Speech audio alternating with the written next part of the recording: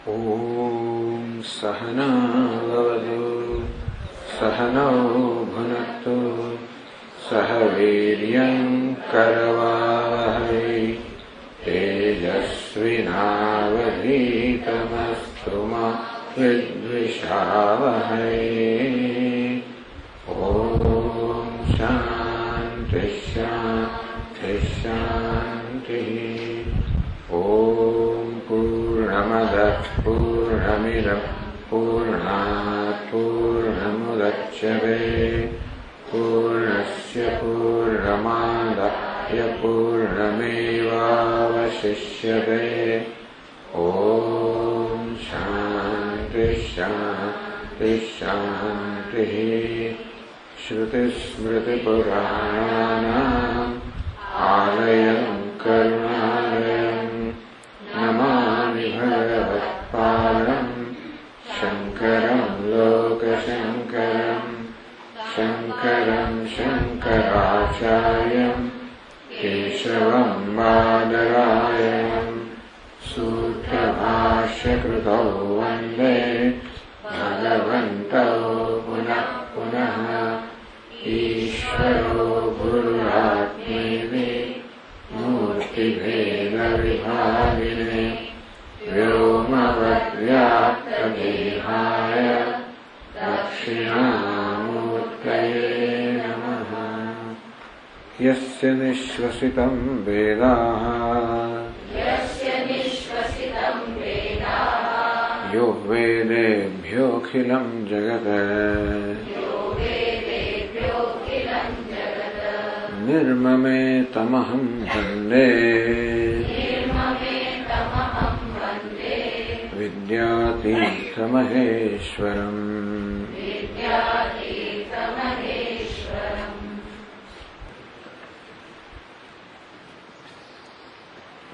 योगेन योगो ज्ञातव्यः योगो योगात् प्रवर्तते। આમ કહેવામાં આવે કે યોગની એક ભૂમિકા છે એ સિદ્ધ કરવાથી આપોઆપ જ આગળની ભૂમિકામાં કેમ વધુ એની સૂઝ ઉત્પન્ન થાય છે। યોગો યોગાત પ્રવર્તતે યોગથી યોગ પ્રવૃત્ત થાય છે એટલે કે એક ભૂમિકાના યોગથી પછીની ભૂમિકાના યોગ પ્રવૃત્ત થાય છે। એટલે આ યોગનું મહત્વ બતાવ્યું અને ખાસ કરીને ઉત્સેક ઉદદે યદ્વત જેવી રીતે એક આખા સમુદ્રને ટીપે ટીપે કરીને ઉલેચી નાખવા પેલો એક પક્ષી તૈયાર થઈ ગયો તો યોગી પણ પોતાના મનનો નિગ્રહ કરવા તૈયાર થાય છે। એ પક્ષીને જેવી રીતે ઘણી સહાય મળી જોડે જોડે ઈશ્વરનો અનુગ્રહ પણ મળ્યો તેવી રીતે યોગીને પણ ઈશ્વરનો અનુગ્રહ પ્રાપ્ત થાય છે। તો આ પ્રકારે મંત્ર સમજાવ્યો। યચ્છેદ્વાંગ મનસી પ્રાજ્ઞ તદ્યચ્છેદ જ્ઞાનાત્મની જ્ઞાનમાત્મની મહત્ની યચ્છેદ તદ્યચ્છેદ શાંત આત્મની।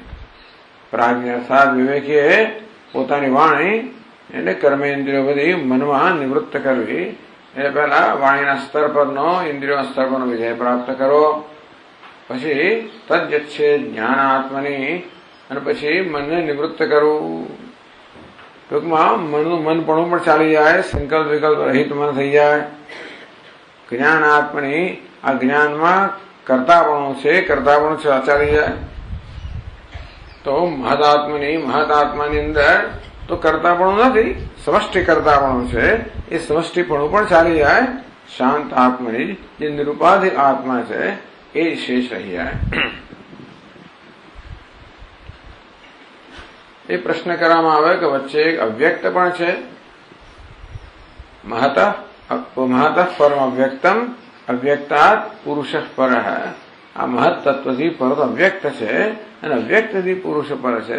તો વચ્ચે અવ્યક્ત એમાં કેમ લય કરવા નાખવામાં આવ્યું? તો કે એ તો લય છે, લય એ આપણો પુરુષાર્થ નથી। દૃશ્યતે તો અગ્રયા બુદ્ધ્યા સૂક્ષ્મદર્શિભિ। આત્મા દર્શન થાય સૂક્ષ્મ અને એકાગ્ર બુદ્ધિથી। ಇದು ಪೂರ್ವವಾಕ್ಯ આત્મદર્શન વિધાય। આ પ્રકારે તો પૂર્વાપર સંબંધ જયારે જોઈએ તો આખી તારતમ્યની આખી એકનો ક્રમ બતાવવામાં આવ્યો. એ ક્રમ છે એ આત્માના દર્શનના સંદર્ભમાં બતાવવામાં આવ્યો. અને તેથી સૂક્ષ્મત્વ સિદ્ધે નિરોધસ્ય અભિધાનાત, એ સૂક્ષ્મતા અને એકાગ્રતા પ્રાપ્ત થાય એ માટે આ નિરોધનું અભિધાન કર્યું. તો કે નિરોધનું કહેવામાં આવ્યું. અને તેથી લયની કોઈ આવશ્યકતા નથી. નિરોધની અંદર પણ જાગૃતિ હોય છે, એ સ્થિતિની આવશ્યકતા છે. હવે આગળ વધીએ છીએ આપણે. નનુ ધારણા ધ્યાન સમાધિ સાધ્યસ્ય સંપ્રજ્ઞાતસ્ય એકાગ્ર વૃત્તિ રૂપત્વેન દર્શન હેતુત્વે ભી. તો આ ધારણા ધ્યાન સમાધિ જેની ચર્ચા થઈ એનાથી આપણે સંપ્રજ્ઞાત સમાધિ સિદ્ધ કરીએ. એ સંપ્રજ્ઞાત સમાધિમાં એકાગ્રતા છે. તો એકાગ્રતાની વૃત્તિ છે એ દૃશ્ય હેતુ અગ્રયા બુદ્ધ્યા સૂક્ષ્મયા સૂક્ષ્મ. એ તો એકાગ્રતા એ સંપ્રજ્ઞાત સમાધિમાં પ્રાપ્ત થાય છે. માટે એ જે અવસ્થા જે ચિત્તની એ દૃશ્ય એ આત્માના દર્શન માટેની યોગ્ય અવસ્થા છે. દર્શન હેતુત્વે બી સંપ્રજ્ઞાત સમાધિ કહો, ચિત્તની એકાગ્રતા કહો, તો એ આત્માના દર્શન માટેની યોગ્ય અવસ્થા છે. એટલે કે આત્માના દર્શનનું એક કારણ બને છે. તથાપિ શાંતાત્મની અવરુદ્ધસ્ય અસંપ્રજ્ઞાત સમાધિ આપન્નસ્ય ચિત્તસ્ય વૃત્તિરહિતત્વેન. પણ અહીં તો સંપૂર્ણ નિરોધ કહેવામાં આવ્યો. આ સંપ્રજ્ઞાત સમાધિની વાત કરવામાં આવી જે કોઈ પ્રકારની ચિત્તવૃત્તિ નથી. શાંત આત્માની અવરુદ્ધસ્ય, શાંત આત્માની અંદર જ બધી જ વસ્તુઓ નિવૃત્ત થઈ ગઈ છે. અસંપ્રજ્ઞાત સમાધિ આપન્નસ્ય. તો યોગી જણ આ પ્રકારે અસંપ્રજ્ઞાત સમાધિ કે ચિત્તવૃત્તિ નિરોધ, બધા ચિત્તવૃત્તિનો વિરામ કે અભાવ એ પ્રકારની વ્યવસ્થા સિદ્ધ કરી છે.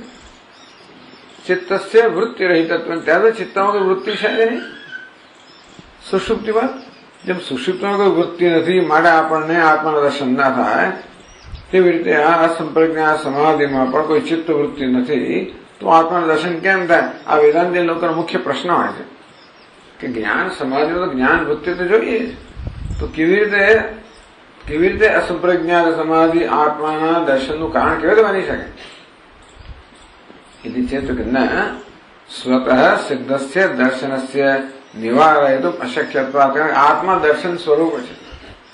સ્વતઃ સિદ્ધસ્ય દર્શનસ્ય, ટૂંકમાં આત્માનું દર્શન એ કોઈ ક્રિયા નથી.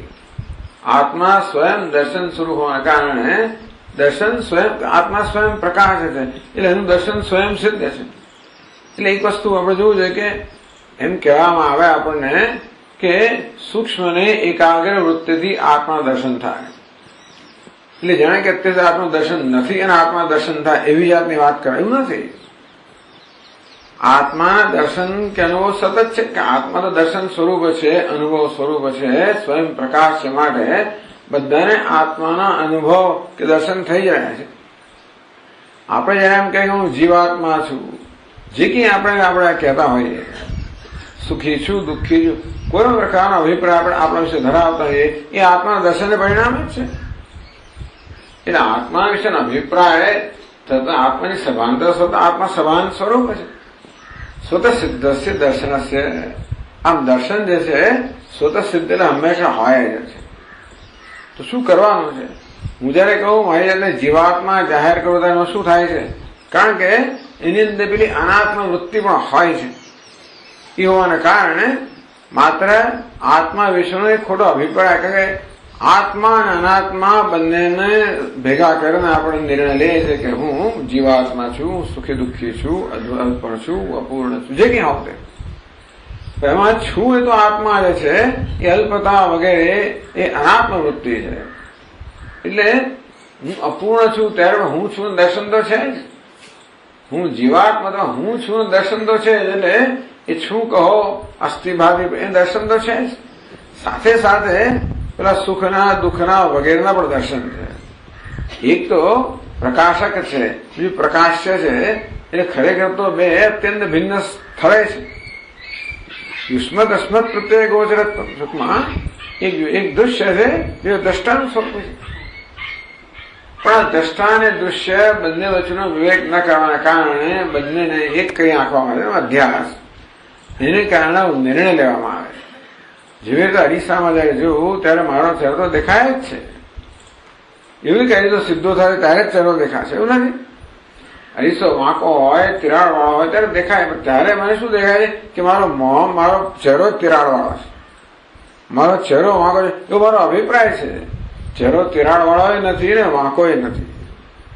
તિરાડ ને વક્રતા અરીસામાં છે, પરંતુ એ અરીસાનો સ્વભાવ અને મારા ચહેરાનો સ્વભાવ બંને વચ્ચેનો વિવેક, બંને જુદા કરવાનું ન થવાના કારણે બંનેને ભેગા કરવાનો નિર્ણય લઉં છું કે મારા ચહેરામાં તિરાડ છે કે વક્રતા છે વગેરે. એટલે ચહેરાના દર્શન તો થઈ જ રહ્યા છે, માત્ર એમાં વક્રતા વગેરે જે અરીસાના ગુણધર્મ છે એને દૂર કરવામાં આવે. એટલે કહે છે કે સ્વતઃ સિદ્ધસ્ય દર્શનસ્ય નિવારયિતુમ અશક્યત્વાત. એટલે વૃત્તિ હોય કે ના હોય, આત્મા સ્વયં પ્રકાશ છે માટે એની સ્વયં પ્રકાશતાનું તો નિવારણ થઈ જ ના શકે. ટૂંકમાં ચિત્તની વૃત્તિ નથી એટલે આત્મા નથી એવું તો નથી બનવાનું. આત્મા તો સર્વ અવસ્થાને પ્રકાશિત કરનાર છે માટે એ સ્વયં પ્રકાશ આત્મા કે ચૈતન્ય છે એનું તો કોઈ નિવૃત્ત કરી ના શકે. નિવારયતુમ અશક્યત્વાત.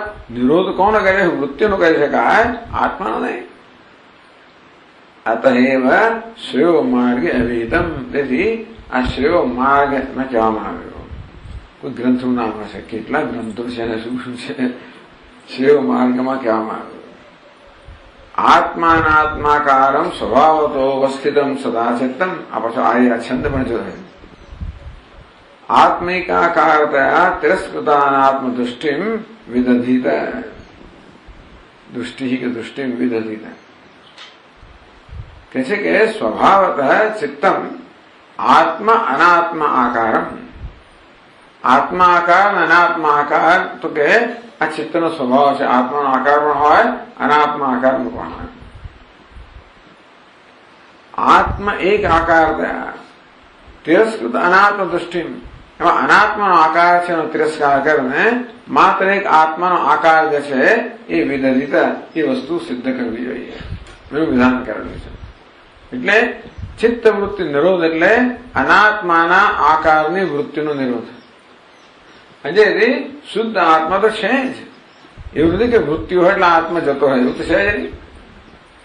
આત્મા સ્વયં પ્રકાશ છે અને એનું તો કઈ જન્મ નથી, કશું કોઈ નિર્વિકાર છે. એ હે ઉપાદેય નથી, એને પ્રાપ્ત કરવાનો છોડવાનો છે નહીં. એ તો સર્વ વ્યવહારનું અધિષ્ઠાન છે. માત્ર અનાત્માકાર વૃત્તિ એટલે ચિત્ત વૃત્તિ. યોગ શાસ્ત્રની આ પ્રક્રિયા છે કે અનાત્માકાર વૃત્તિ જે છે એનો નિરોધ કરી દો એટલે આત્માકાર વૃત્તિ રહે કે આત્માનું દર્શન રહે.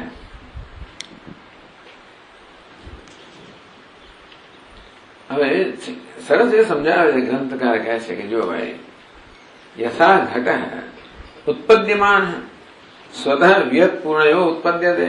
જો ભાઈ આપણે ઘડો બનાવીએ તો જયારે કુંભાર ઘડો બનાવે ત્યારે ઘડો જયારે બને ત્યારે એમાં આકાશ તો ભરેલું હોય છે. ઘડાને બનતા પહેલા આકાશ હતું, ઘડો બન્યો ત્યારે આકાશથી પૂર્ણ વ્યત પૂર્ણ.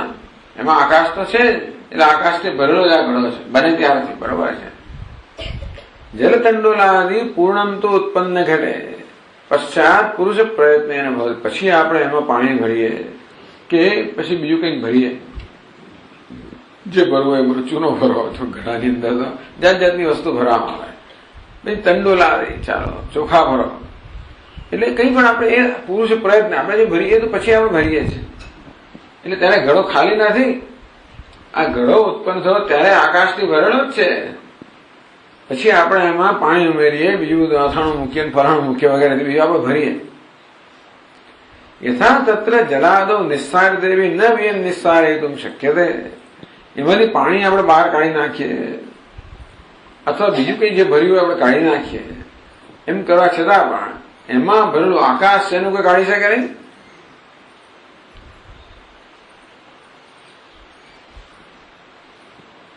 મુખ પિધાને બી અંતઃ વ્યત અવતિષ્ઠતેવ. તમે એનું મોં બંધ પણ કરી દો તો અંદર આકાશ તો છે જ. આકાશ કેવું છે? કારણ કે સર્વવ્યાપક છે, સ્થિર છે, નિશ્ચલ છે, આવાગમન રહિતનું છે. અને તેથી આકાશ આવ્યું અને ગયું એવું બની જણાશે કે આકાશ નિત્ય છે. ઘડાની ઉત્પત્તિ પહેલા પણ આકાશ હતું જ. એટલા જ માટે ઘડો જયારે બનાવ્યો ત્યારે આકાશથી ભરેલો આપણે કહીએ, જાણે કે આકાશ ઘડામાં એવું આપણને લાગે. ઘડો આકાશમાં ખરેખર છતાં પણ એમ લાગે કે ઘડામાં આકાશ ભરેલું છે. પણ આકાશ તો ધ્રુવ છે, નિશ્ચલ છે. હોવાને કારણે એમાં કઈ ગતિ હોઈ ના શકે, અંદરથી ખાલી થાય, ભરાય એ વસ્તુ આકાશમાં શક્ય જ નથી. તેથી આકાશ તો હંમેશા છે. એટલે ઘડો ક્યારેય પણ આકાશ રહિત ન હોય ટૂંકમાં. તથા ચિત્તમ ઉત્પદ્યમાન આત્મ ચૈતન્ય પૂર્ણ ઉત્પત્તિ. આત્મ ચૈતન્ય તો સર્વત્ર છે જ. હવે ચિત્તવૃત્તિ હોય કે ના હોય, ચિત્તવૃત્તિ ઉત્પન્ન થઈ ત્યારે પણ આત્મ ચૈતન્ય પૂર્ણ ત્યારે ચિત્તવૃત્તિ આત્મ ચૈતન્યથી ભરેલી હોય છે. આકાશની જેમ એથી પણ સૂક્ષ્મ આત્મ ચૈતન્ય સદા છે. તેથી ચિત્તવૃત્તિ જન્મે ત્યારે પણ એ આત્મ ચૈતન્યથી ભરપૂર જ જન્મતી હોય છે. આત્મ ચૈતન્યથી વ્યાપ્ત જ હોય ને. અહીં જેવી રીતે પ્રકાશ છે, જે કશી વસ્તુઓ પ્રકાશથી વ્યાપ્ત હોય તેવી રીતે ચિત્તવૃત્તિ જન્મે ત્યારે પણ ચૈતન્ય વ્યાપ્ત જ હોય. ઉત્પન્ન ચિત્તે પશ્ચાત મૂષા નિષિક્ત ધૃત તામ્રવત ઘટપટ રૂપ રસ સુખ દુઃખાદિ વૃત્તિ રૂપત્વમ ભોગ હેતુ ધર્મ ધર્માદિવશાત ભવતી. ચિત્તે કર ઉત્પન્ન થયું પછી જાત જાતના આકાર ધારણ કરે. એ કયા વિષયના સંપર્કમાં આવે છે એ પરથી. તો ઘટાકાર, ઘટને જોયું તો ચિત્ત ઘટનો આકાર ધારણ કરે, પટને જોયું તો પટનો આકાર ધારણ કરે, ક્યારેક વળી સુખ આકાર ધારણ કરે, ક્યારેક વળી દુઃખનો આકાર ધારણ કરે. ઘટપટ રૂપ રસ, રૂપના રસના જેના પણ પરિચયમાં આવે આપણું ચિત્ત એ આકાર ધારણ કરે. સુખ દુઃખાદિ આમ પદાર્થો ઘટપટ વગેરે સ્થૂળ પદાર્થો, રૂપ રસ વગેરે જ્ઞાનેન્દ્રિય પદાર્થો છે ટૂંકમાં. અને આ સુખ દુઃખ વળી મનની વૃત્તિઓ પણ ટૂંકમાં આ બધો આકાર ધારણ કરે. ચિત્ત એવું છે ને કે જાત જાતના આકાર ધારણ કરે. એનો દ્રષ્ટાંત આપે. મૂષા નિષિક્ત ધૃત તામ્રવત. બીબામાં જેવી રીતે આપણે પેલું તાંબુ હોય એ તાંબાને આપણે એટલે તાંબાને જયારે ગરમ કરવામાં આવ્યું હોય તો તાંબાને આપણે ઢાળીએ પેલા બીબામાં તો તાંબુ કેવું બીબાના આકારનું બની જાય. તેવી રીતે આ વૃત્તિ પણ એક એક આકારની બની જાય. સુખ નામના બીવામાં ઢાળીએ એટલે વૃત્તિ સુખાકાર બની જાય. ઘટ નામના બીવામાં ઢાળો ઘટાકાર બની જાય, પટાકાર બની જાય. વૃત્તિ ભિન્ન ભિન્ન આકાર લે. જેમ સોનું અનેક પ્રકારના અલંકારનો આકાર લે, તાંબુ બીજી જાત જાતના બીબા જેવા આકાર લે, તો વૃત્તિ પણ એવી જાતનું દ્રવ્ય છે. તેથી જાત જાતના આકારો ધારણ કરે. હવે એક આવો વિશેષ આકાર ઘટાકાર, પટાકાર હોય એવો આકારનું કારણ શું? તો કહે છે કે ધર્મ અધર્માદિ વશાત, કર્મને કારણે. ટૂંકમાં આપણા મનમાં જે ચિત્તવૃત્તિ ઉત્પન્ન થાય એ નક્કી કોણ કરે? કર્મ. તો સંસ્કારથી ઉત્પન્ન થાય. તો કયો સંસ્કાર ઉદ્ભવ છે કોણ નક્કી કરે? કર્મ. એટલે કર્મને કારણે સંસ્કાર, એ સંસ્કારનો એક આકાર હોય એ પ્રકારની વૃત્તિ બને. સંસ્કારનું બીબું એમાં પેલી વૃત્તિ એને ઢાળે એટલે એ પ્રકારની વૃત્તિ બને. એ સંસ્કારને કોણ એને ઉદ્બોધન કોણ કરે? કર્મ. કેવું કર્મ? ધર્મ અને ધર્મ બે પ્રકારનું કર્મ હોય. પાપ અને પુણ્ય, સુખ દુઃખ કર્મ. એટલે પુણ્ય કર્મના પરિણામે સુખ રૂપી આકાર વૃત્તિ લે, પાપ રૂપ કર્મના પરિણામે દુઃખ આકાર ધારણ કરે વગેરે. એ છે ભોગ હેતુ. તો કર્મ જે છે ને એ પોતાનું ફળ તો આપે છે ને. જે ભૂતકાળમાં કર્મ કરેલા છે એ કર્મ પોતાનું ફળ આપે. કેવી રીતે આપે ફળ? આ પ્રકારની વૃત્તિ જન્માવે છે. કર્મ ફળ શું આપે? સુખ દુઃખ અથવા વિષયનો અનુભવ. જે કે અનુભવ આપણે થાય છે કોઈને કોઈ કર્મનું ફળ જ હોય છે. તેથી કર્મ કર્યું એટલે એનું ફળ ભોગવવું પડે. સુખ દુઃખ વગેરે જે કર્મ કર્યા એ પોતાનું ફળ ઉત્પન્ન કરવા માટે આવી જાત જાતના આકારો થાય એને એટલે આવી વૃત્તિઓ ઉત્પન્ન થાય. ટૂંકમાં આ રીતે ચિત્ત જાત જાતના આકાર ધારણ કરે છે.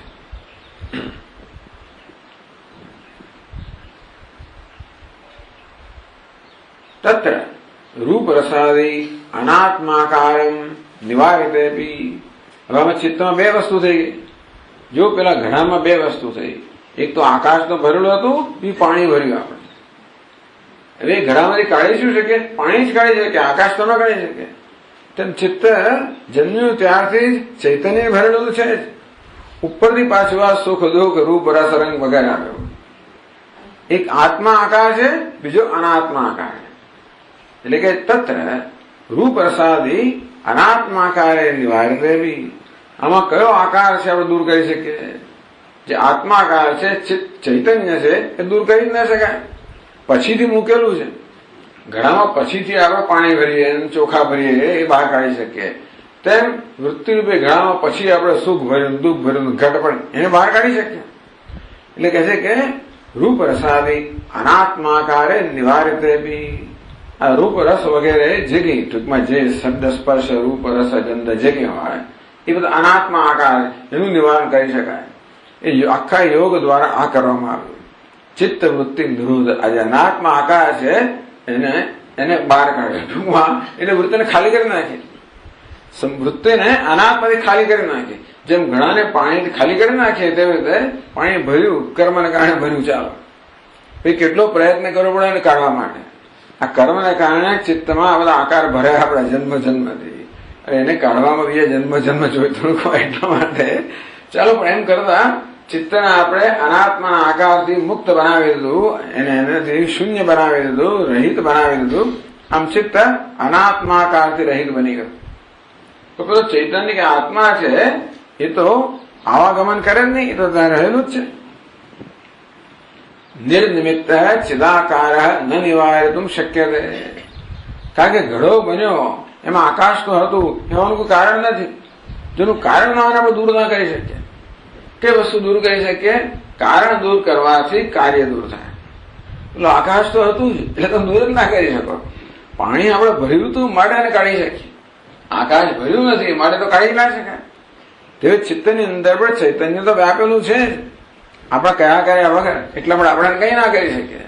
આપણે આપણા કર્મ કરી કરીને જાત જાતના બધા બીજા આકારો ભર્યા, સુખ ને દુઃખ ને મોહ ને ફલાણા, એને આપણે દૂર કરી શકીએ.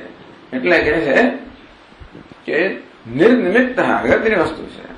અચ્છિત છે નિર્નિમિત્ત એટલે કારણ વગર છે. એનું સ્વરૂપ છે. શા માટે છે? તો કે છે પરમાત્મા છે. શા માટે છે?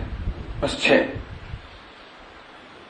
એમાં ભગવાન શા માટે એવો પ્રશ્ન પૂછી જ ના શકાય. કારણ કે હોવું એનું સ્વરૂપ છે. એમાં શા માટે છે? અગ્નિ ગરમ કેમ છે? તો છે એનું સ્વરૂપ સ્વભાવ છે. આકાશ વ્યાપક કેમ છે? એનો સ્વભાવ છે. તેમાં આત્મા કેમ છે? તો કે છે હોવા પણ એનું સ્વરૂપ છે. એટલે નિર્નિમિત્ત આ ચૈતન્ય નું હોવા પણ કારણ નથી. એટલામાં કારણ દૂર થાય તો કાર્ય, પણ કાર્ય હોય તો દૂર થાય ને. ચૈતન્ય દૂર થઈ જ ના શકે. નિર્નિમિત્ત ચિદાકાર ન નિવારતું શક્ય છે. ચિદાકાર જે છે એ નિર્નિમિત્ત દૂર કરો તો નૈમિત્તિક દૂર થાય. કારણ દૂર કરો તો કાર્ય દૂર થાય. પણ એવું છે એમાં.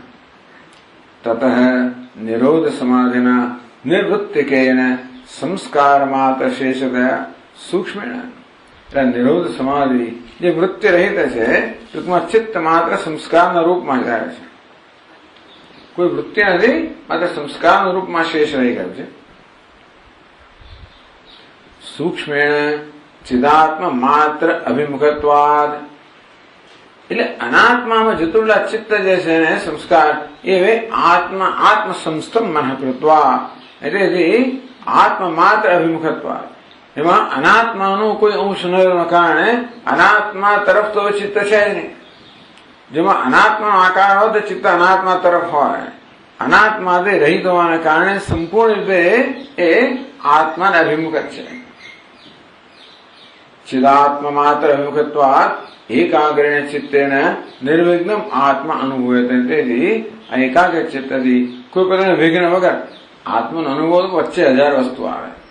જેમાં આપણા અરીસામાં ચહેરો જોઈએ એમાં અનુભવ થાય ચહેરામાં, પણ પેલા બધા ડાઘા પડ્યા પેલા મને એમ કે અહીંયા ડાઘો પડે છે, એટલે ટૂંકમાં એ બધું કાઢી નાખો, અરીસો સીધો થઈ જાય, સપાટ થઈ જાય તો વિઘ્ન વગર જેમ ચહેરો છે તો જોઈ શકીએ.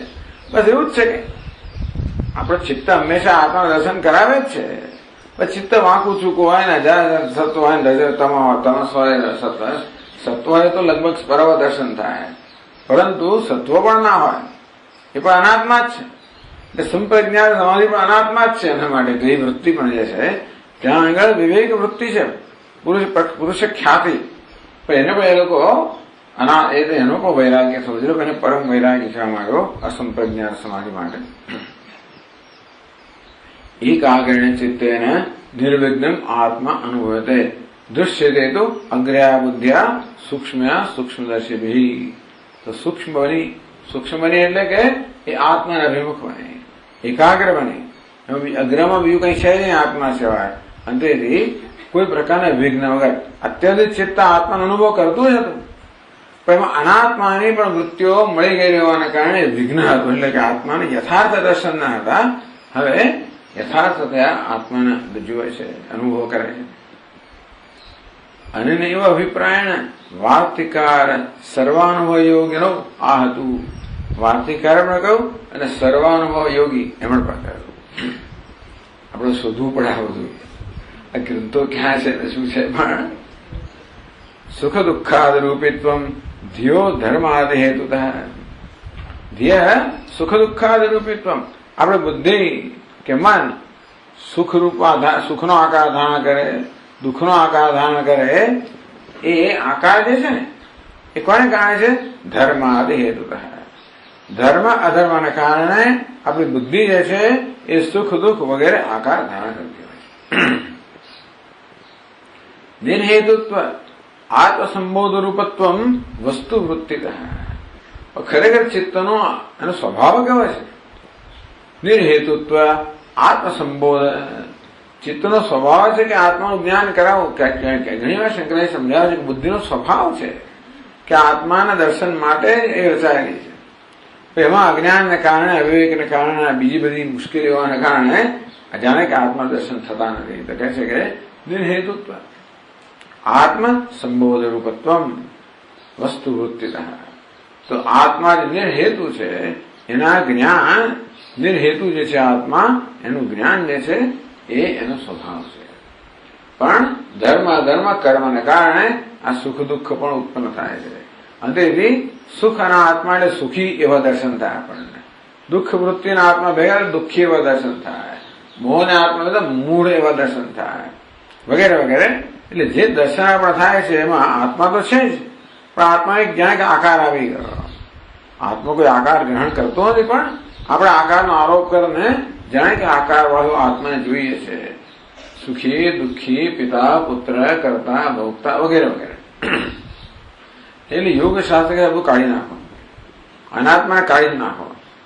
જે અનાત્મા છે ત્યાં સુધી તમને એ આત્મા બરોબર દેખાવાનું નથી. આ એમનો સિદ્ધાંત છે. જ્યાં સુધી અનાત્માકાર વૃત્તિ હોય ત્યાં સુધી આત્માના યથાર્થ દર્શન ના થાય. મારે અનાત્માને દૂર કરો તો આત્માના યથાર્થ દર્શન થાય. આ એમનો સિદ્ધાંત હોવાને કારણે આખી પ્રક્રિયા છે. પ્રશાંત વૃત્તિકમ ચિત્તમ પરમાનંદ દીપકમ. પ્રશાંત વૃત્તિકમ ચિત્તમ, જે ચિત્ત પ્રશાંત વાહિની વૃત્તિ ધરાવે છે, પરમાનંદ દીપકમ, એ પરમાનંદ છે એનું દીપક એટલે કે એને પ્રકાશિત કરવાનું છે. ટૂંકમાં એ ચિત્ત પરમ આનંદ પરમાનંદ પ્રકાશિત થઈ રહ્યો છે, પરમ આનંદ પ્રકાશિત થઈ રહ્યો છે. અંદર અનાત્મા હોવાને કારણે આનંદ અંદર વિઘ્ન આવે છે. તેથી કોઈ વિઘ્ન ન હોય તો એ ચિત્ત પ્રશાંત વૃત્તિ જે છે એ પરમ આનંદને પ્રકાશિત કરનારી છે. ક્યાંક પરમાનંદ દાયક એવું પણ છે, એટલે પરમાનંદ પ્રદાન કરનારું છે અથવા પરમાનંદને પ્રકાશિત કરનારી છે. અસંપ્રજ્ઞાત નામાયમ સમાધિ યોગીનામ પ્રિય. આ મુક્તિકોપનિષદ વાક્ય છે. અસંપ્રજ્ઞાત નામાયમ સમાધિ યોગી નામ પ્રિય. આ અસંપ્રજ્ઞાત જેનું નામ છે એવી સમાધિ કે યોગીઓને અત્યંત પ્રિય છે.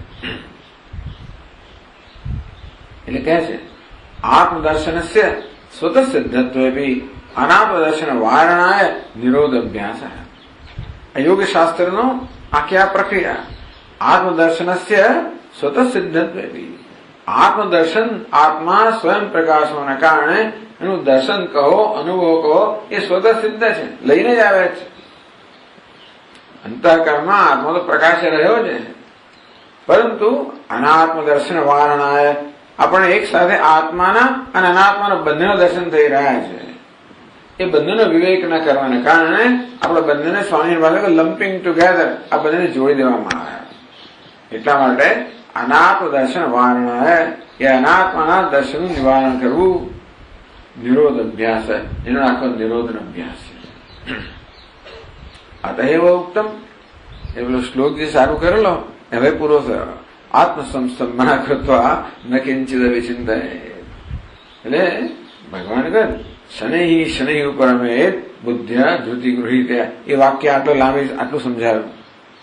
શનિ કેવી રીતે એક પછી એક ભૂમિકા દ્વારા ધીમે ધીમે ધીમે ઉપરમે આ ચિત્તને કેવી રીતે નિવૃત્ત સૂક્ષ્મ બનાવવું, એકાગ્ર બનાવવું, ક્યાં સુધી કે ચિત્તનું કોઈ અસ્તિત્વ જ ના રહે, રૂપ ના રહે, સ્વરૂપ ત્યાં ચિત્ત સંસ્કાર ત્યાં જ રહે, ત્યાં સુધી નિવૃત્ત કરવું, ત્યાં સુધી સંકેત દો. આત્મસંસ્તમ એટલે કહું કે ભાઈ આત્મ અભિમુખત્વ, ચિત્ત સંપૂર્ણ આત્મા અભિમુખ થવાના કારણે આત્મસંસ્તમ મન કૃત્વા, મનને આત્મનિષ્ઠ આત્માભિમુખ. ચિત્ત આત્માથી દૂર ક્યારે નથી, પણ જયારે અનાત્મ વૃત્તિઓ જાણે કે આત્માથી દૂર એવું લાગે આપણને, એટલા માટે એ દૂરપણું પણ એક કલ્પિત છે. એટલે અનાત્મ વૃત્તિ જતી રહી એટલે દૂરની કલ્પના પણ જતી રહી. આત્મસંસમન કૃત્વા ન કિંચિત વિચિંતે, બસ હવે કઈ કરવાની જરૂર નથી, હવે કોઈ ચિંતન કરવાની જરૂર નથી.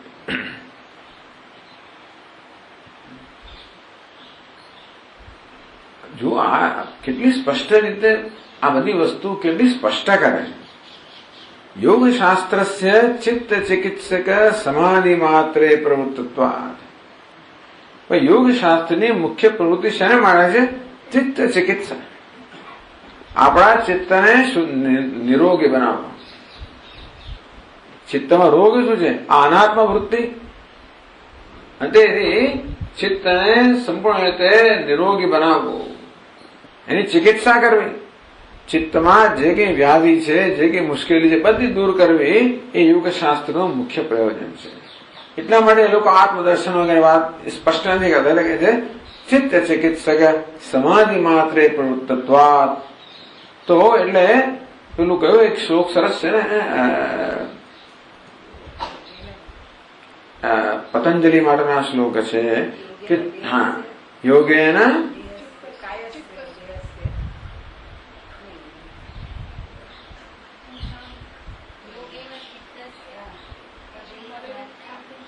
યોગેન ચિત્તસ્ય પદેન વાચા. ટૂંકમાં એવું કહેવામાં આવે છે કે આપણે આ ત્રણ એક જ હતા, શેષ નાગના ત્રણ અવતાર થયા. એક મહર્ષિ પતંજલિ, બીજા પાસે પતંજલિ યોગ સૂત્રકાર, પતંજલિ વ્યાકરણ ભાષ્યકાર અને ચરક, આ ત્રણેય શેષ નાગના અવતાર તેમ માને છે. વિચાર કરો, એક જ. એટલે આ શેષ નાગે ત્રણ કાર્ય કર્યા. યોગે ચિત્તસ્ય, યોગ વડે એમણે ચિત્તની શુદ્ધિ કેમ કરવી. પછી એમણે આયુર્વેદ, તો એનાથી કાયસ્ય, કેવી રીતે કાયની શુદ્ધિ કરવી. અને વ્યાકરણથી શબ્દસ્ય, શબ્દની કે ભાષાની શુદ્ધિ કેમ કરવી, આને સમજાવ્યું. એટલે આ રીતે ચિત્તને શુદ્ધ કેમ કરવું, અને દોષ કેમ દૂર કરવા, દેહમાં દોષ કેમ દૂર કરવા આયુર્વેદ, અને ભાષામાં કેમ દોષ દૂર કરવા વ્યાકરણ, અને ચિત્તના દોષ કેમ દૂર કરવા આ યોગ શાસ્ત્ર. તો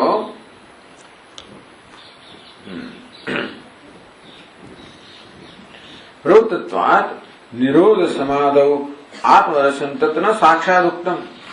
એટલે નિરોધ સમાધવ, આ નિરોધ સમાધિની અંદર પણ આત્મદર્શન કહ્યું નથી.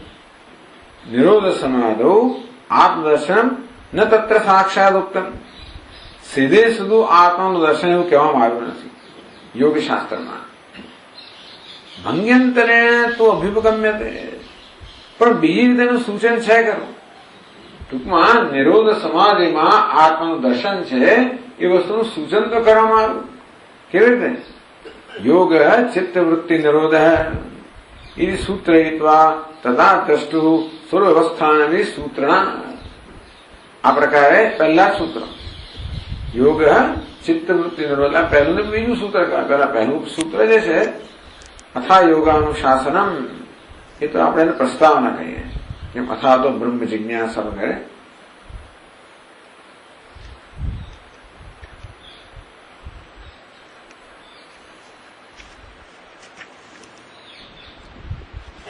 એટલે યોગ શાસ્ત્રનું પહેલું સૂત્ર અથ યોગાનુશાસનમ.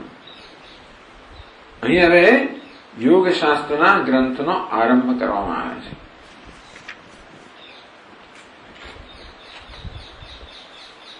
અથ શબ્દ આરંભના અર્થમાં વપરાયો છે અહીંયા આગળ. યોગાનુશાસનમ શાસ્ત્રમ અધિકૃતમ વેદવ્યમ. એટલે હવે તો આ યોગ અનુશાસન એટલે યોગ શાસ્ત્રના ગ્રંથનો આરંભ કરવામાં આવે છે. ભાષ્યકાર યોગ સમાધિ, આ યોગ એટલે શું? એટલે યોગ શબ્દ સમજવાની જરૂર છે.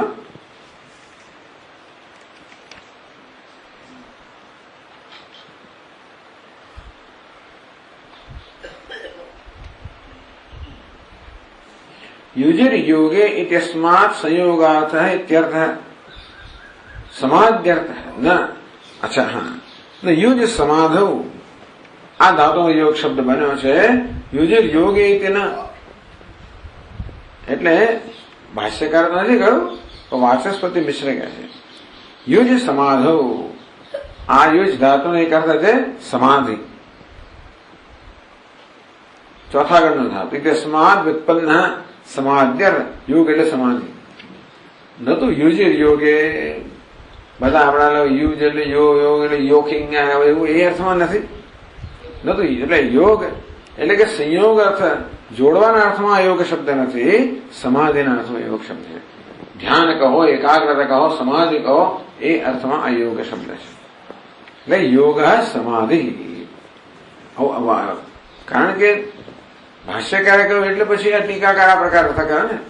ભાષ્યકારે યોગ સમાધિ, કારણ કે જે રીતે યોગ શબ્દનો આખા શાસ્ત્રમાં પ્રયોગ થયો એ પછી કહે છે યોગ સમાધિ. એ જોડાવડાની વાતમાં છે ને કે આત્માને પરમાત્મા જોડો વગેરે, એ બધું આમ સામાન્ય કહેવામાં આવે છે. યોગ સમાધિ એટલે પછી અર્થાત, એટલે અર્થાત પદ્ધતિ એમ કહેવાય કે ભાઈ આત્મા પરમાત્મા જોડાયો, પણ યોગ એટલે સમાધિ. સચ સાર્વભૌમ ચિત્તસ્ય ધર્મ.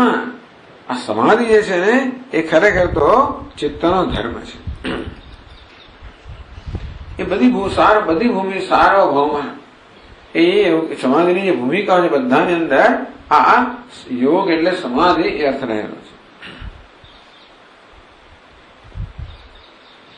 ક્ષિપ્તમ મૂળમ વિક્ષિપ્તમ એકાગ્રમ નિરુદ્ધ ચિત્તસ્ય ભૂમિ. આપણે જોઈએ ક્ષિપ્ત, મૂળ, વિક્ષિપ્ત, એકાગ્ર, નિરોધ, આ પાંચ એની ભૂમિકાઓ છે. તત્ર વિક્ષિપ્ત ચેતસી વિક્ષેપ ઉપસર્જનીભૂત સમાધિ ન યોગ પક્ષ વર્તતે.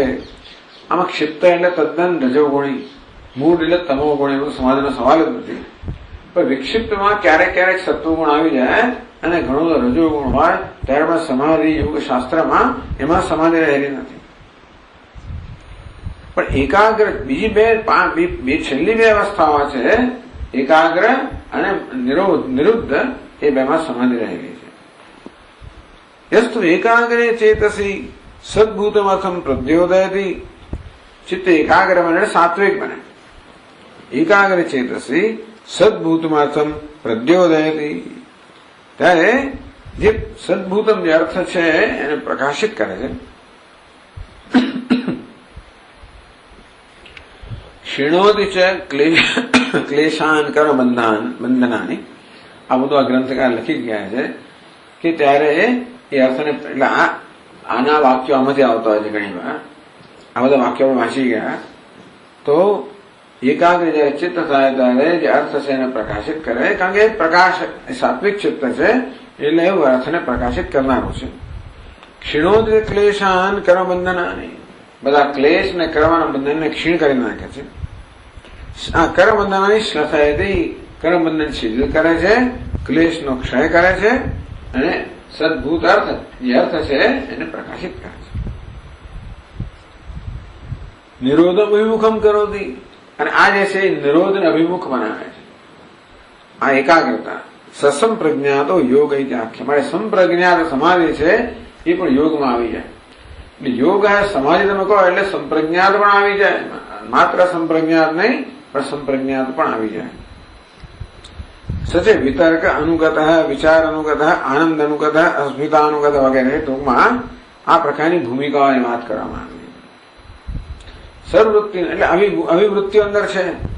વિતર્ક નામની વૃત્તિ હોય ને વિતર્ક અનુગત સંપ્રજ્ઞાત કે વિચાર નામની વૃત્તિ હોય, આનંદ વૃત્તિ હોય કે પછી અસ્મિતા વૃત્તિ હોય. સર્વવૃત્તિ નિરોધે તો બધી જ વૃત્તિ નિરોધતા દરે આ સંપ્રજ્ઞાત સમાધિ. આવું કહેવામાં આવ્યું, યોગની વ્યાખ્યા કરવામાં આવી.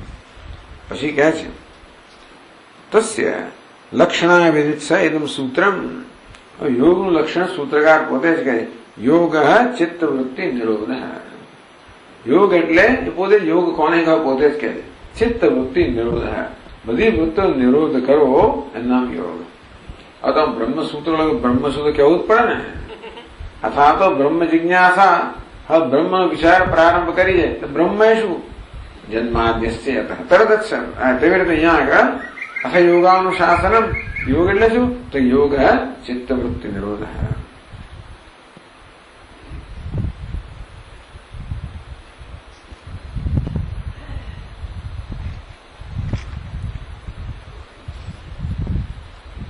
સર્વશબ્દ ગ્રહણાત સંપ્રજ્ઞાત યોગ આખ્યાયતે. એમણે સર્વવૃત્તિનો નિરોધ નથી કહ્યો, ચિત્તવૃત્તિ નિરોધ કહ્યો, પણ સર્વ ચિત્તવૃત્તિ નિરોધ નથી ગયો. એટલે ભાષ્યકાર કહે છે કે ચિત્તવૃત્તિ નિરોધ તો સંપ્રજ્ઞાત સમાધિમાં પણ છે. એમાં રજોગુણ તમોગુણ બધી વૃત્તિ નિરોધ થઈ ગયો છે, એટલા માટે સંપ્રજ્ઞાત સમાધિને પણ આ વ્યાખ્યામાં લઈ શકાય. આ લક્ષણમાં એમને પણ લક્ષણ લાગુ પડે. ચિત્તમી પ્રખ્યા પ્રવૃત્તિ સ્થિતિ શીલત્વા ત્રિગુણમ, આવા શબ્દો વાપરે. પ્રખ્યા એટલે પ્રકાશરૂપ, પ્રવૃત્તિરૂપ અને સ્થિતિ એ સત્વરજસ્તમસ. આ જરા જાણવા જેવું છે.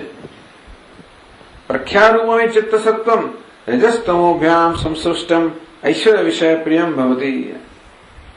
હવે આ ચિત્તનો સ્વભાવ સત્વ છે એટલે પ્રકાશિત કરવું ખરેખર તો, પણ એમાં રજસ્તમોભ્યામ સંસૃષ્ટમ સત્વની પ્રધાનતા હોય ખરી, પણ રજોગુણ તમોગુણ જયારે થાય એનો સંપર્ક હોય ત્યારે ઐશ્વર્ય વિષય પ્રિયમ, એટલે ઐશ્વર્ય પ્રિય હોય. એટલે સત્વ છે પણ રજોગુણ અને તમોગુણ રહ્યા ત્યારે એ ચિત્તને ઐશ્વર્ય પ્રિય હોય.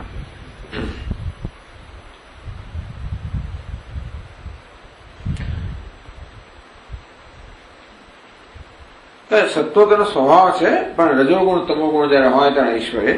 તદેવ તમસાનુવિદ્ધમ અધર્મ અજ્ઞાન અવૈરાગ્ય અનૈશ્વર્ય ઉપગમ ભવતી. એમાં જયારે તમોગુણ હોય ત્યારે અધર્મ, અજ્ઞાન, અવૈરાગ્ય, અનૈશ્વર્ય એ પ્રકારનું વલણ ધરાવનારું બને. તદેવ પ્રક્ષીણ મોહાવરણમ સર્વતા પ્રદ્યોતમાનમ.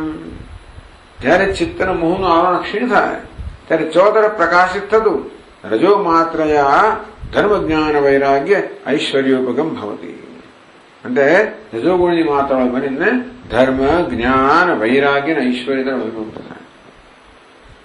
તદેવ રજોલેશ મલાપેદમ સ્વરૂપ પ્રતિષ્ઠમ સત્વ પુરુષ અન્યતા ખ્યાતિ માત્રમ ધર્મ મેઘ ધ્યાનોપગમ ભવતી.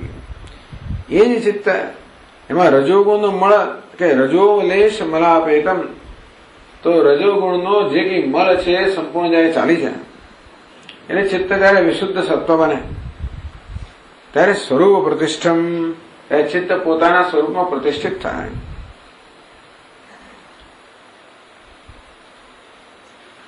સત્વ પુરુષ અન્યતા ખ્યાતિ માત્રમ, ત્યારે સત્વ એટલે બુદ્ધિ અને પુરુષ એટલે પરમાત્મા, એ બેનો અન્યતા છે, એ પ્રકારની ખ્યાતિ પુરુષ અને પ્રકૃતિનો વિવેક છે એ જણાવનારું બને. તો કે પુરુષ અને પ્રકૃતિ ભેગા થઈ ગયા હતા ને, એના ભેદનું જ્ઞાન આ પ્રકારના ચિત્તમાં જન્મે. એ ધર્મ મેઘ ધ્યાન યોગ, એને ધર્મ મેઘ સમાધિ કહે છે અથવા સંપ્રજ્ઞાત સમાધિ કહો. તત્પરમ પ્રસંખ્યાન વ્યાચક્ષતે ધ્યાયન, ધ્યાની પુરુષોને પ્રસંખ્યાન એટલે સર્વોચ્ચ વિચાર કહે છે. ચિત્ત શક્તિમાં લાગે ચિત્ત ચૈતન્ય જે છે એ તો નિર્વિકાર છે, ત્યારે આ સત્વ એટલે અંતઃકરણ છે, વિકારી છે, એટલે બંનેનો જે ભેદ છે એ કહેનારું આ ચિત્ત બને છે.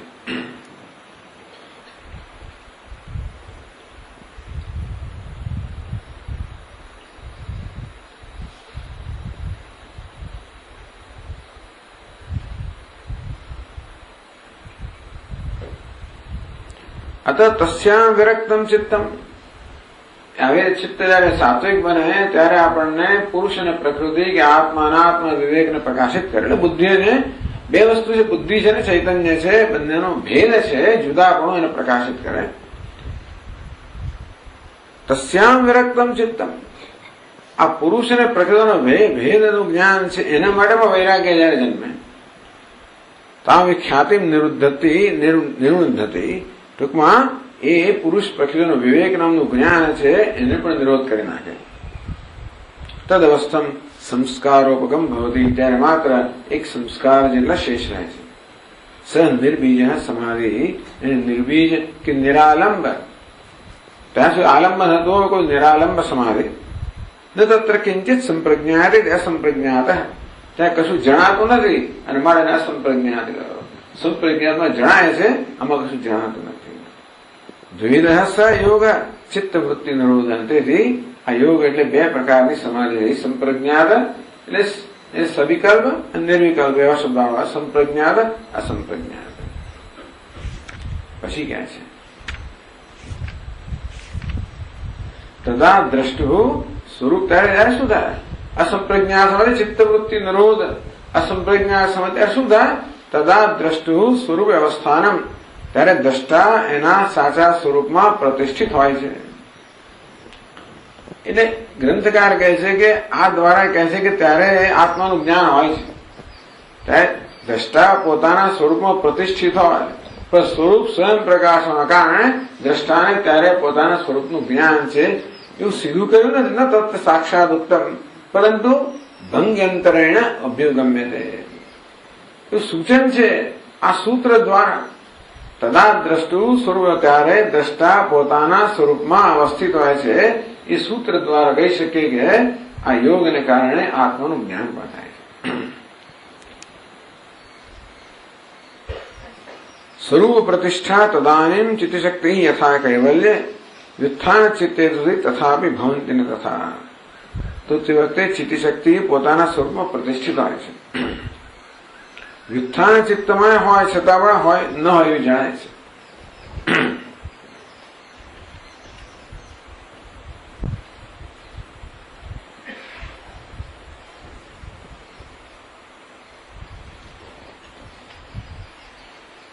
કહે છે તમે કહો છો કે વ્યુત્થાન અવસ્થામાં ચિત્ત પોતાની સ્વરૂપમાં પ્રતિષ્ઠિત નથી અને નિરોધ અવસ્થામાં પ્રતિષ્ઠિત છે.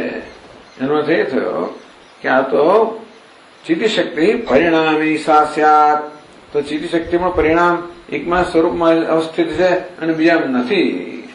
તદા, તો નિરોધ અવસ્થામાં જો ચિત્તશક્તિ સ્વરૂપમાં અવસ્થિત હોય અને બીજી અવસ્થામાં ન હોય, એનો ચિત્તશક્તિમાં પરિણામી થઈ ગઈ. વ્યુત્થાન એવા સ્વરૂપ પ્રતિષ્ઠાને વ્યુત્થાન, તો એને વ્યુત્થાનમાં જ સ્વરૂપમાં પ્રતિષ્ઠિત હોય. તમે કહો ના પરિણામ નથી, તો વ્યુત્થાનમાં, તો એ વ્યુત્થાનમાં નિરોધમાં ફેર શું પડે? બંને પોતાના સ્વરૂપ પ્રતિષ્ઠિત ફેર શું પડે? એટલે કે છે વ્યુત્થાન ચિત્તે તુ સતી તથાપી ભવંતી ન તથા, વ્યુત્થાન ચિત્તમાં ચિત્તની બહિર્મુખ અવસ્થામાં પણ સ્વરૂપમાં જ પ્રતિષ્ઠા એવી જણાતી નથી. બસ એટલો છે.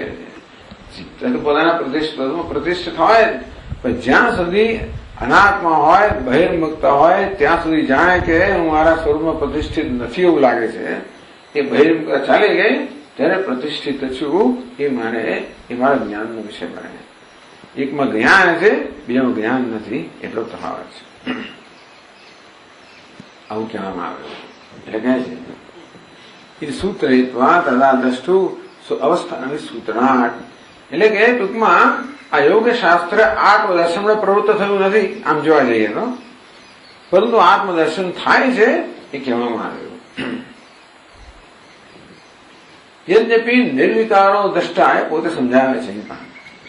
યદ્યપિ નિર્વિકારો દ્રષ્ટા સદા સ્વરૂપે તિષ્ઠતે. આ દ્રષ્ટા કહો, આત્મા કહો, નિર્વિકાર હોવાને કારણે હંમેશા પોતાના સ્વરૂપમાં જ પ્રતિષ્ઠિત હોય. બીજું કશું હોય તો પ્રતિષ્ઠિત ના માટે ચૈતન્ય કે આત્મા જે નિર્વિકાર છે હંમેશા પોતાના સ્વરૂપમાં જ પ્રતિષ્ઠિત હોય.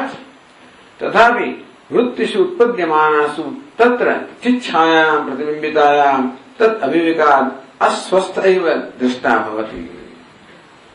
તો પણ વૃત્તિઓ ઉત્પન્ન થતી હોય, જે અરીસો હોય એટલે આપણા ચહેરાનું પ્રતિબિંબ પડવાનું છે. તે વૃત્તિ બી અરીસો વૃત્તિ ઉત્પન્ન થાય મનમાં. એ વૃત્તિ જાણે કે અરીસા સમાન હોવાના કારણે એમાં ચૈતન્યનું પ્રતિબિંબ પડવાનું. ચિચ્છા કહો કે પ્રતિબિંબ કહો. વૃત્તિષુ ઉત્પદ્યમાનાસુ તત્ર ચિચ્છાયામ પ્રતિબિંબિતાયામ. તો એ ચૈતન્ય પ્રતિબિંબિત થાય. તદ અવિવેકાર. હવે બે વસ્તુ થઈ, વૃત્તિ પણ થઈ, એમાં પ્રતિબિંબિત ચૈતન્ય. આ રીતે બે ભેગા થઈ ગયા, વૃત્તિ અને એમાં પ્રતિબિંબિત ચૈતન્ય. જેમ કે મારો ચહેરો અને અરીસો બે ભેગા થઈ ગયા. એટલે જે વક્રતા છે અરીસાની છે, અને ચહેરો વક્ર દેખાય ત્યારે પણ ખરેખર તો વક્ર નથી એવું વિવેકવાન નથી. એટલા માટે જે દેખાય છે, જેવું દેખાય છે એનું સત્ય માનીને મારો ચહેરો વક્ર છે એ પ્રકારનો જેમ નિર્ણય કરો, તેવી રીતે વૃત્તિમાં અલ્પતા હોય, મર્યાદિતપણું હોય વગેરે હોય, એની સાથે પેલું આત્માનું પ્રતિબિંબ આ બેને ભેગા જો એટલે આત્મા અલ્પ છે, મર્યાદિત છે. આ રીતે વૃત્તિની બધી મર્યાદાઓ આત્મા પર જાણે કે આરોપિત કરીને આપણે એવો નિર્ણય કરીએ છીએ કે આત્મા એટલે હું અલ્પ છું. અવિવેક અવિવેક એટલે કે બેને જુદા ન પાડી શકવાને કારણે કે વૃત્તિમાં આકાર છે તો વૃત્તિનો છે, ચૈતન્ય સદા નિરાકાર છે અને નિર્વિકાર છે. બધો આકાર છે, વિકાર બધો વૃત્તિમાં છે, ચૈતન્ય સદા નિર્વિકાર છે. એવી જાતનો વિવેક ન હોવાને કારણે ચૈતન્યને પણ આકાર વાળો અને વિકાર વાળો માની લઉં છું, અને એટલે ચૈતન્યને આવું અલ્પ કે મર્યાદિત માનવામાં આવે છે. એટલે અસ્વસ્થ જાણે કે દ્રષ્ટા પોતાના સ્વરૂપમાં સ્થિત નથી, જાણે કે એવું લાગે છે. તો તમે અનંતર સૂત્ર ઉત્તમ એ પણ પછી પાછળના સૂત્રમાં કહેવામાં આવ્યું. અનંતર તારા પછીના સૂત્રમાં કહેવામાં આવ્યું. હમણાં જે વાંચ્યું એની પછીના સૂત્રમાં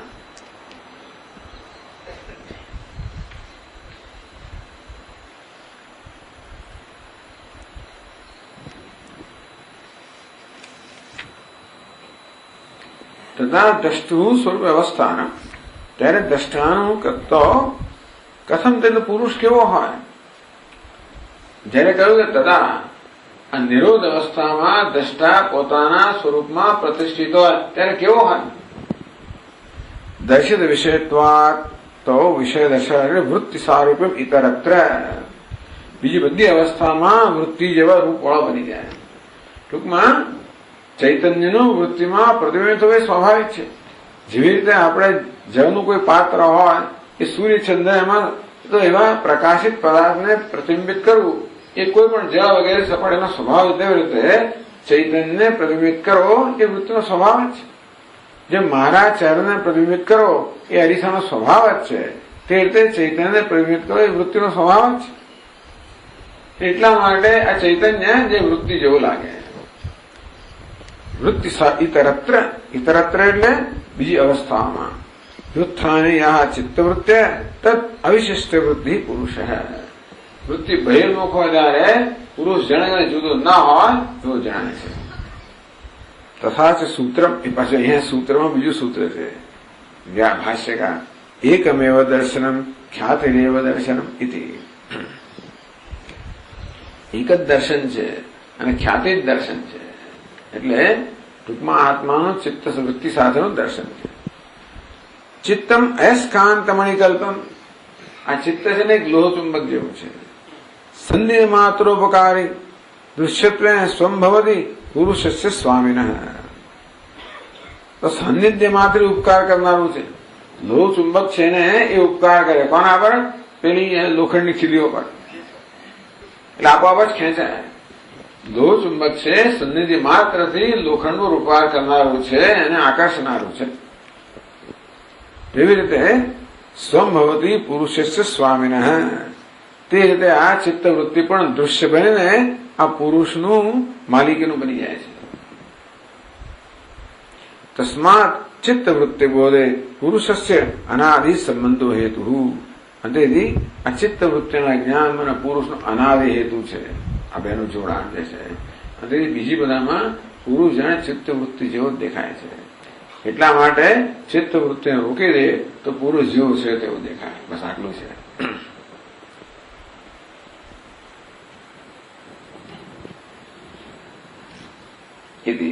અન્યત્રાવિ સૂત્રમ.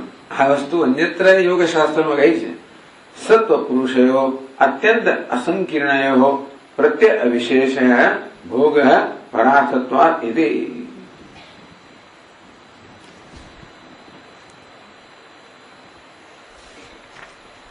કઠોરતાનો લાભ તો છે ને. સત્વ પુરુષયો અત્યંત અસંકીર્ણયો. ખરેખર તો સત્વ એટલે બુદ્ધિ અને પુરુષ એટલે આત્મા ચૈતન્ય અત્યંત ભિન્ન છે. સંકીર્ણ એટલે ભેગા થઈ ગયેલા. અસંકીર્ણ ભેગા નહીં થયેલા. અત્યંત કે ક્યારેય ભેગા થાય જ નહીં. જેમ શંકરાચાર્ય મહારાજ કે ભાઈ યુષ્મત અસ્મત પ્રત્યય ગોચરે. તો યુષ્મત પ્રત્યય પ્રકાશ અને અંધકાર ક્યારે એક સાથે ભેગા હોય નહીં. તેવી રીતે યુષ્મત આત્મા અનાત્મા ક્યારે ભેગા હોય ના શકે. ટૂંકમાં આત્મા અનાત્મા તો તદ્દન જુદા છે. એટલે અનાત્મા આત્માને સ્થાને હોય કે ના શકે. અત્યંત અસંકીર્ણ પ્રત્યય અવિશેષ. પરંતુ એ વિશેષ જ્ઞાનનો અભાવ બંને ભિન્ન હોવા છતાં પણ એક ભિન્નતાનો અભાવ જે છે એનું નામ ભોગ છે. પરાર્થત્વાદ. કારણ કે બુદ્ધિ જે છે એ પુરુષ માટે છે. સ્વાર્થ સંયમમાં પુરુષ જ્ઞાન માટે સ્વાર્થમાં સંયમ કરવાથી પુરુષનું જ્ઞાન થાય.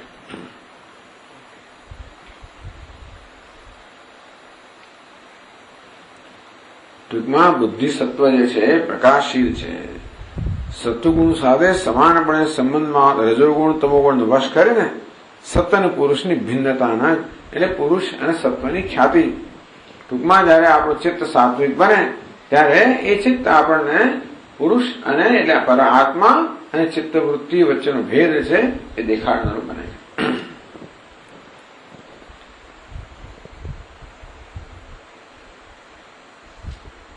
પણ બીજી અવસ્થાઓમાં આ બેના ભેદનું જ્ઞાન ન હોવું એનું નામ છે ભોગ. બુદ્ધિ એની સમક્ષ વિષયોનું નિવેદન કર્યા કરે અને પુરુષ પણ એક બની જાય. એના માટે એને ભોગ કહેવામાં આવે. પછી એટલે એ સૂત્ર કહેવામાં આવ્યું સત્વ પુરુષયો અત્યંત અસંકીર્ણ. સત્વ એટલે બુદ્ધિ. બુદ્ધિ મળે સત્વ શબ્દ વાપરે છે. તો બુદ્ધિ અને ચૈતન્ય એ બે અત્યંત ભિન્ન છે. પ્રત્યય વિશે પરંતુ એ બેના ભેદનું આપણને જ્ઞાન ન હોવું એનું નામ છે ભોગ. એ સામાન્ય રીતે બીજી અવસ્થામાં આ બુદ્ધિ અને ચૈતન્ય એક જ હોવાને કારણે તેનો ભેદ કોઈ જાણતું નથી અને તેથી એને ભોગ કહેવામાં આવે. સુખ દુઃખ સાક્ષાત્કાર. પાછું કહે છે ચિતે અપ્રતિસંક્રમાયા તત આકારાપત્તૌ સ્વબુદ્ધિ સંવેદનમ ઇતિ છે.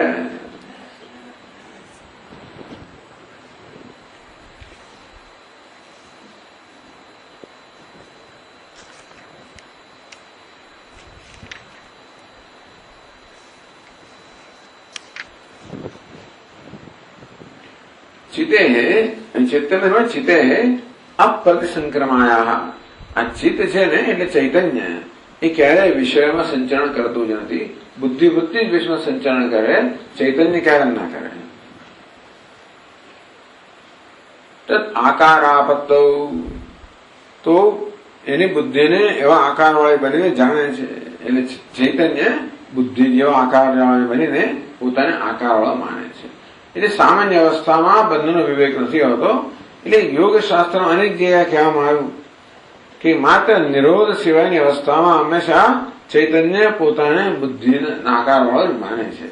અને એટલા માટે આ બુદ્ધિની અનાત્માની વૃત્તિ દૂર કરવાની જરૂર છે. એટલે આ પ્રકારે એમને આ યોગ હવે પાછું વેદાંતિ પણ બોલે છે અંદર. એ કહે છે નિરોધ સમાધિના શોધિતે ત્વમ પદાર્થે. આ પ્રકારે નિરોધ સમાધિ દ્વારા ત્વમ પદાર્થનું શોધ શુદ્ધિકરણ થયું. કારણ કે એમાંથી અનાત્મા ચાલી ગયો. બધી વૃત્તિનો નિરોધ થવા માટે અનાત્માની કોઈ વૃત્તિ ન રહી મળે શુદ્ધ આત્મા જ માત્ર પ્રકાશમાન છે. ત્વમ પદાર્થે સાક્ષાત્કૃતે અંતે વખતે ત્વમ પદ આત્માનો સાક્ષાત્કાર થયો તથા ત્યારે દ્રષ્ટાને પોતાના સ્વરૂપમાં પ્રતિષ્ઠા છે. અંતેથી હું શુદ્ધ ચૈતન્ય છું આ પ્રકારનું જ્ઞાન થાય ત્યારે તો પણ તસ્ય બ્રહ્મત્વમ ગોચરેતુમ મહાવાક્યેન બ્રહ્મ વિદ્યા નામકમ વૃત્યંતર ઉત્પદ્યતે. એ પર્યાપ્ત નથી. હું બુદ્ધિ કરતા અલગ છું. બુદ્ધિમાં વિકાર છે, હું નિર્વિકાર છું. બુદ્ધિ વિષયોને તો કે એમાં સંચરણ કરનારી છે, હું તો નિર્વિષય છું. આ પ્રકારે પોતાનું જ્ઞાન થાય. શોધન એટલે શું કે આત્માનું જ્ઞાન તો છે જ. મેં કહ્યું પ્રમાણે એમાં અનાત્મા મળી ગયેલાના કારણે આપણને અશુદ્ધ જ્ઞાન છે. જયારે જયારે હું મારે કરતા ભોગતા વગેરે ત્યારે આત્માનું જ્ઞાન તો છે પણ અશુદ્ધ જ્ઞાન. એ કરતા ભોગતા બધી વૃત્તિ ચાલી ગઈ એટલે આત્માનું શુદ્ધ જ્ઞાન પ્રાપ્ત થયું. એ રીતે ત્વમ પદાર્થ શોધનમ થવા આ યોગ શાસ્ત્ર શું થયું? ત્વમ પદાર્થ આત્મ પદાર્થ છે એનું શોધન થયું. તત્વમસી મહાવાક્ય. તો પણ માત્ર ત્વમનું જ્ઞાન પર્યાપ્ત નથી. તદ અને ત્વમનું ઐક્ય જ્ઞાન જોઈએ. એટલે કહે છે કે તસ્ય બ્રહ્મત્વમ, તો હું ચૈતન્ય છું એ પર્યાપ્ત. હું સર્વનો આત્મા છું, અદ્વિતીય એ પણ જ્ઞાન થવું જોઈએ. વેદાંત શાસ્ત્ર કહે છે કે મોક્ષ ક્યારે પ્રાપ્ત થાય? હું શુદ્ધ ચૈતન્ય છું, નિર્વિકાર છું. એનાથી મહદ અંશે મુક્તિ પ્રાપ્ત છે. છતાં પણ એક આત્મા બીજા કરતા જુદો છે, આ પુરુષ પ્રકૃતિ કરતા જુદો છે, એ પ્રકારનો ભેદભાવ ત્યાં સુધી ક્યારે પૂર્ણ સંતોષ નથી હોતો. એ જાણવાની જરૂર છે કે હું સર્વનો આત્મા છું, બ્રહ્મ અદ્વિતીય છે. અદ્વિતીયતા જ બહુ મહત્વની વસ્તુ છે. વેદાંત શાસ્ત્રની આ એક મૌલિકતા છે અદ્વિતીયતામાં. હું શુદ્ધ ચૈતન્ય છું, અદ્વિતીય છું, હું એક માત્ર છું. જેમ સ્વામીજી કહે ને, વોટ ઇઝ ઈશ્વર. ઈશ્વર છે તો બરાબર, પણ જે છે તે ઈશ્વર જ છે. એથી પણ આગળ વધે વોટ ઇઝ આઈ. જે છે તે આત્મા જ છે. એથી એને કઈ છે જ નહીં. તો જ એની પૂર્ણતા અને તો જ એની અનંતતા સ્થાપિત થાય. આત્મા સિવાયનું કશું પણ હોય તો આત્મા અનંત ના હોઈ શકે. હું શુદ્ધ હોઉં તો અનંત ના હોઈ શકું, અંતવત હોવો. અંતેથી એટલે કે યો વિભૂમા તત્ સુખમ નાલ્પે સુખમ અસ્તિ. એવું અલ્પતાની લાગણી તો પછી આનંદ ના હોય. એટલે વેદાંત શાસ્ત્ર કહે છે કે આત્માનું શોધન એટલે કે હું શુદ્ધ ચૈતન્ય જ્ઞાન તો થવું છે, સાથે સાથે હું અદ્વિતીય છું, બ્રહ્મ છું. એ તો ઉપદેશથી જ્ઞાન, એ તો જોવાનો વિષય નથી. એ જ્ઞાન ઉપદેશથી થાય. એટલે કહે છે કે ગુરુજી જયારે આવી રીતે મહાવાક્યનો ઉપદેશ કરે, ત્વમ પદનું શોધન થયું પછી જયારે ઉપદેશ પ્રાપ્ત થાય ત્યારે હું બ્રહ્મ છું એ પ્રકારનું જ્ઞાન થાય. મહાવાક્ય બ્રહ્મ વિજ્ઞાનામકમ વૃત્યંતર ઉત્પદ્યતે. ત્યારે હું બ્રહ્મ છું એ પ્રકારની વૃત્તિ ઉદ્યમ છે. પછી હવે કહે છે, એક તો આ પણ કહ્યું પછી કહે છે, એટલે હવે એક મોટો ધડાકો કરે. આટલી ચર્ચા કર્યા પછી હવે વેદાંતિક આચાર્ય શું કહે છે? નચે શુદ્ધ ત્વમ પદાર્થ સાક્ષાત્કારે નિરોધ સમાધિ એક એવો ઉપાય. આત્માના સાક્ષાત્કાર માટે આ નિરોધ સમાધિ એકમાત્ર ઉપાય છે એવું નથી ભાઈ. એટલે લોકોને થોડું આશ્વાસન મળે કે આ તો અશક્ય અત્યાર સુધી જે ચર્ચા છે એ તો બધું અશક્ય અનુષ્ઠાન. ગ્રંથકાર હવે કહે છે નચે શુદ્ધ ત્વમ પદાર્થ સાક્ષાત્કારે. આ રીતે હું શુદ્ધ ચૈતન્ય છું, નિર્વિકાર છું, સ્વપ્રકાશ છું, સદા નિત્ય મુક્ત છું. આ પ્રકારે મારા જ્ઞાન માટે આ નિરોધ સમાધિ એ જ એકમાત્ર ઉપાય નથી. આ યોગ શાસ્ત્રની પ્રક્રિયા થઈ. તો વેદાંતની પ્રક્રિયા શું છે? કિંતુ ચિત જડ વિવેકેનાભી પૃથક્કૃતે તત્ર સાક્ષાત્કાર સંભવ. પણ આત્મા અનાત્મ વિવેકથી પણ ટૂંકમાં એ વિવેક માત્ર અનાત્માની વૃત્તિનું નિરોધ થયું નથી. એટલે કે અનાત્મ વૃત્તિ ન હોય તો જ આત્મા શુદ્ધ એવું જ્ઞાન નથી, પણ અનાત્મ વૃત્તિ હોય ત્યારે પણ આત્મા શુદ્ધ છે એવું જ્ઞાન થઈ શકે. એક મિથ્યા છે, એક સત્ય છે. આમ સત્ય મિથ્યાના વિવેક છે. જો અનાત્માને સત્ય માનવામાં આવે, આત્મા કરતા સમાન સત્તામાં માનવામાં આવે તો ક્યારેય પછી વિવેક ના, એટલે તો પેલા દૂર જ કરવો પડે. આમ યોગ શાસ્ત્ર સાંખ્ય જે છે ને એનું અનુસરણ કરે છે. તો સાંખ્યમાં આત્મા અને પુરુષ અને પ્રકૃતિ, ચૈતન્ય જળ આ બે સમાન સત્તા છે. પુરુષ અને પ્રકૃતિ સમાન સત્તા ધરાવનાર. તદુપરાંત આત્મા અનેક છે. આટલો જ ફેર છે. સાંખ્ય અને વેદાંતમાં આટલો ફેર છે. યોગ શાસ્ત્ર આના પર રચાયેલું છે. એટલા માટે પુરુષ અને પ્રકૃતિ સમાન સત્તા ધરાવે છે. માટે પ્રકૃતિ કહો, બુદ્ધિ કહો, વૃત્તિ કહો, એનો સંપૂર્ણ નિરોધ કરે તો જ શુદ્ધ આત્માનું જ્ઞાન થાય. બાકી એ કહે છે કે હંમેશા જ્યાં સુધી વૃત્તિ હોય ત્યાં સુધી આવું ઐક્ય રહેવાનું, ત્યાંથી ક્યારે પણ તમને આત્માનું સાચું જ્ઞાન થવાનું નહીં, એવું કહે છે લોકો. એટલા માટે આ ચિત્ત વૃત્તિ નિરોધ કે અનાત્મ વૃત્તિ હોવી જ ના જોઈએ. એ હશે તો તમે આ તાદાત્મ્ય કરવાના જ છો. એટલે કે આત્માનું ચિત્ત સાથેનું તાદાત્મ્ય એવું અનાદિકાળથી છે, સ્વાભાવિક છે કે જ્યાં સુધી ચિત્ત વૃત્તિ હોય ત્યાં સુધી ક્યારે પણ આત્માનું યથાર્થ જ્ઞાન થાય જ નહીં. વેદાંત કે નહીં, ચિત્ત વૃત્તિ તો મિથ્યા છે, ભલે નહીં. એ ચૈતન્ય એનો વિરોધી નથી. એ હોય તો ચૈતન્ય તો નિત્ય મુક્ત જ છે, અદ્વિતીય જ છે, બ્રહ્મ જ છે. એટલા માટે આ પ્રકારનો વિવેક, તો વિવેક દ્વારા, વિવેક એટલે કે એમાં આ જે તાદાત્મ્ય છે એ તાદાત્મ્ય મુક્તિ, અધ્યાસમાંથી મુક્તિ, અવિવેકમાંથી મુક્તિ. અત્યારે અવિવેક કેવો છે? દેહમાં આત્મબુદ્ધિ છે, અવિવેક છે. એટલે પંચકોશ વિવેક વગેરે સમજાવવામાં આવે છે કે આ અનાત્મા છે, દૃગ્દૃશ્ય વિવેક. કિંતુ ચિત જળ વિવેકેનાપી પૃથક કૃતે.